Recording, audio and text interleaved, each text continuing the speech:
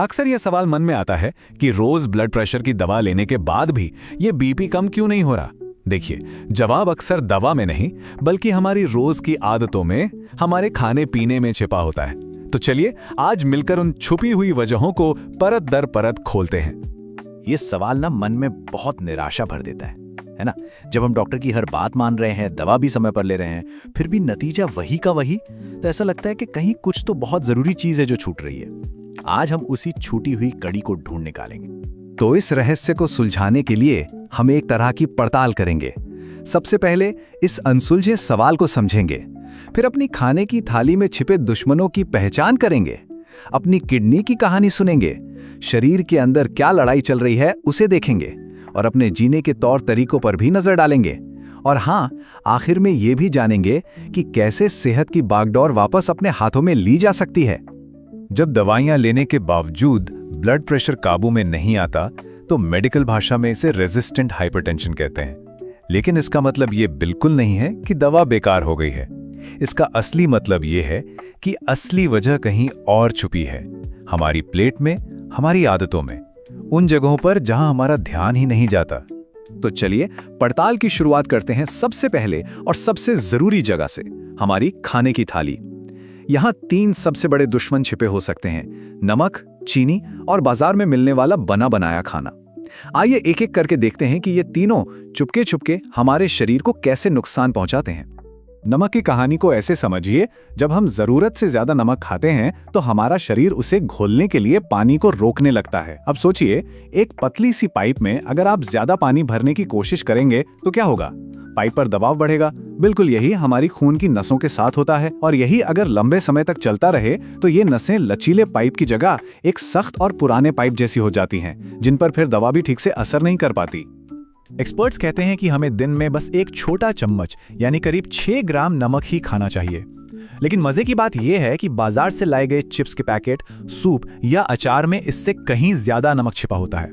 यही छिपा हुआ नमक असली प्रॉब्लम है, जिसे हम अनजाने में खाते चले जाते हैं। अब आते हैं हमारे दूसरे दुश्मन पर, यानी चीनी पर। जब हम सफेद चावल, मैदे से बनी ब्रेड या मीठे ड्रिंक्स जैसी चीजें लेते हैं तो हमारे खून में शुगर का लेवल एकदम से बढ़ जाता है।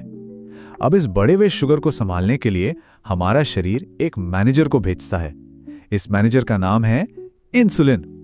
लेकिन ये मैनेजर सिर्फ शुगर ही कंट्रोल नहीं करता, इसका एक और सीक्रेट काम भी है।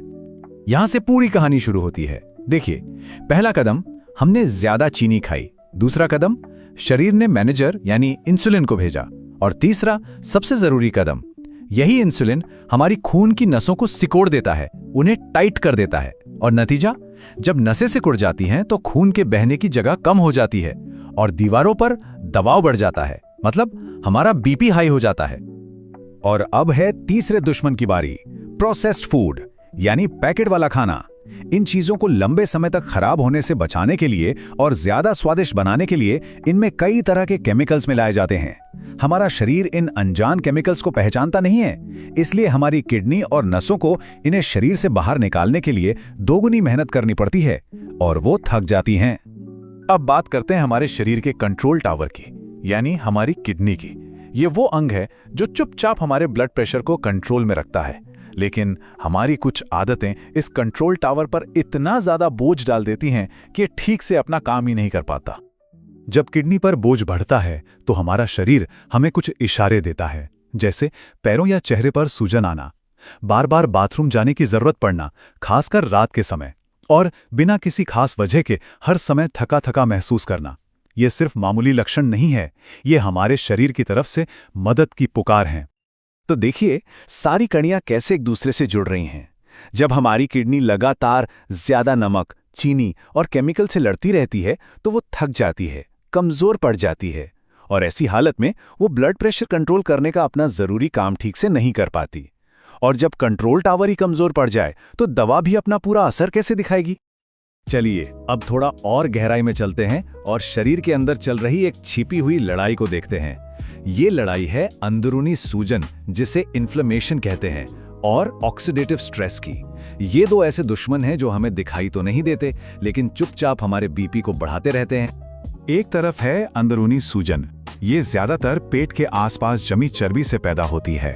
ये चर्बी हमारी नसों में अंदर ही अंदर एक तरह की जलन पैदा करती है, जिससे वो सिकुड़ जाती हैं। दूसरी तरफ है ऑक्सीडेटिव स्ट्रेस। इसे आप ऐसे समझ सकते हैं जैसे शरीर के अंदर जंग लग रहा हो।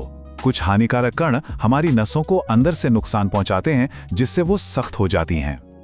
और यही सबसे जरूरी बात है। ब्लड प्रेशर की दवा एक बैंडेड की तरह है। ये बहते हुए खून को यानी बढ़े हुए दबाव को तो कुछ देर के लिए रोक सकती है, लेकिन ये उस गहरे घाव को नहीं भर सकती जो सूजन और तनाव ने हमारी नसों को अंदर से दिया है। ये सिर्फ लक्षण का इलाज करती है, जड़ का नहीं। हमारी ये पड़ताल सिर्फ खाने की थाली तक ही खत्म नहीं होती।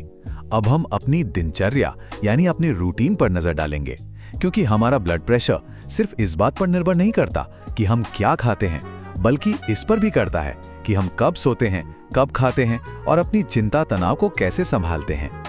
जरा सोचिए, जब हम देर रात को खाते हैं तो हमारा पाचन तंत्र तो काम करता ही है, साथ ही हमारी किडनी और नसों को भी रात भर आराम और मरम्मत का मौका नहीं मिलता। जब हम नींद पूरी नहीं करते तो शरीर में तनाव बढ़ाने वाला हार्मोन कॉर्टिसोल बढ़ जाता है, जो सीधे बीपी को बढ़ाता है। और अगर हम दिन भर तनाव या चिंता में रहते हैं तो हमारी नसें लगातार तनी हुई रहती हैं, जिससे बीपी हमेशा हाई बना रहता है।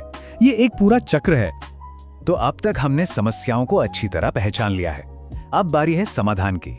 और अच्छी खबर यह है कि इसका समाधान सिर्फ डॉक्टर के पास नहीं, बल्कि काफी हद तक हमारे अपने हाथों में है। ये रास्ता है अपनी सेहत की कमान वापस संभालने का। इसका एक बहुत ही असरदार तरीका है इंटरमिटेंट फास्टिंग, यानी रुक रुक कर उपवास करना। इसका मतलब भूखा मरना बिल्कुल नहीं है। इसका सीधा सा मतलब है अपने शरीर के सिस्टम को खाने से कुछ घंटों का ब्रेक देना। जब हम अपने शरीर को 12 से 16 घंटे का ये आराम देते हैं तो हम उसे अंदर से खुद की मरम्मत करने का, खुद को ठीक करने का कीमती समय देते हैं। ये हमारी थकी हुई किडनी और नसों के लिए एक जरूरी छुट्टी की तरह है। और जब हम शरीर को ये आराम देते हैं तो सच में जादू होता है। हमारी किडनी और नसें खुद को रिपेयर करने लगती हैं। ब्लड शुगर का लेवल स्थिर होने लगता है, जिससे मीठा खाने की इच्छा भी कम हो जाती है। शरीर की वो जो अंदरूनी सूजन थी वो कम होने लगती है। और इन सब का सीधा नतीजा, हमारा ब्लड प्रेशर कुदरती तरीके से बेहतर होने लगता है, बिना किसी अतिरिक्त दवा के। ये एक लाइन इस पूरी चर्चा का सबसे बड़ा और सबसे शक्तिशाली संदेश है। असली और लंबा चलने वाला समाधान किसी दवा की गोली में नहीं है। असली समाधान हमारी प्लेट में है, हमारे सोने जागने के समय में है और तनाव को संभालने के हमारे तरीके में है। असली ताकत हमारी जीवन शैली में बदलाव लाने में है। तो सारी जानकारी अब हमारे सामने है। कहते हैं समस्या को ठीक से समझ लेना ही आधा समाधान होता है। अब अगला कदम उठाने की बारी है। क्या अब ये सही समय है कि हम अपनी सेहत की कहानी को एक नई और स्वस्थ दिशा दें? फैसला हमारा है।